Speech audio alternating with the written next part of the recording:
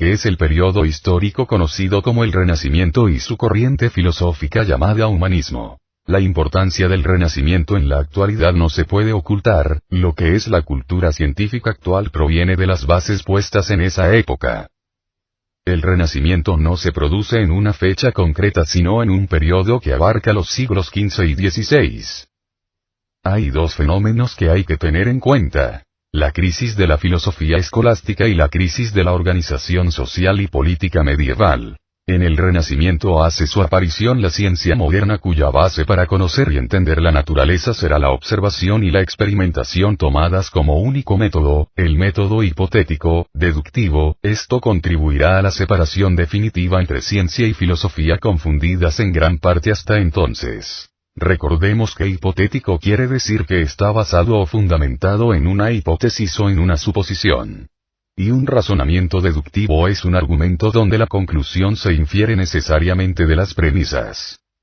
Se puede considerar el Renacimiento como un periodo de transición entre la filosofía medieval y la filosofía moderna. Hay un cambio del régimen feudal a la burguesía.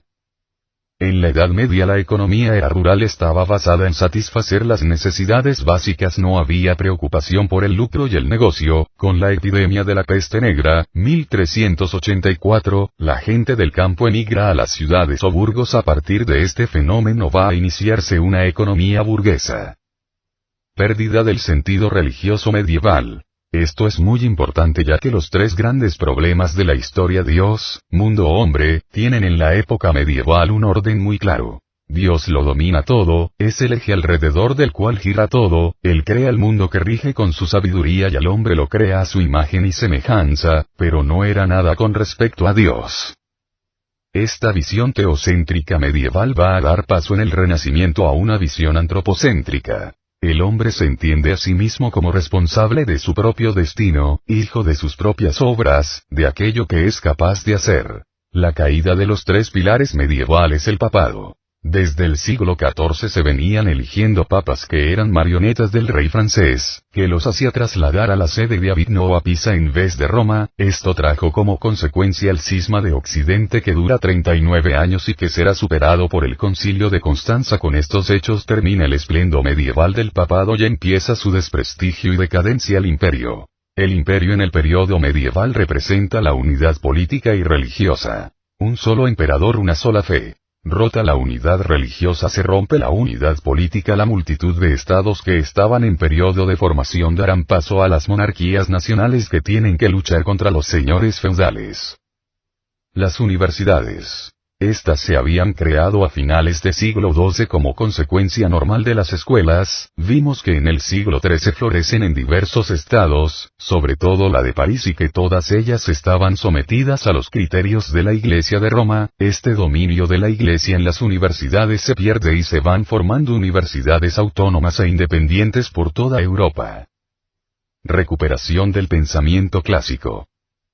La recuperación del pensamiento clásico tiene su primer momento en el periodo medieval a través de las escuelas de traductores, sobre todo la de Toledo, cuya labor fue traducir los clásicos conocidos por los árabes, al latín. Pero en el periodo del Renacimiento tienen lugar dos hechos que van a fortalecer el conocimiento directo de los autores clásicos. Estos hechos son: el Concilio de Florencia, 1439, para la unión de la Iglesia oriental con la occidental. El concilio reúne a muchos teólogos orientales conocedores de la filosofía griega.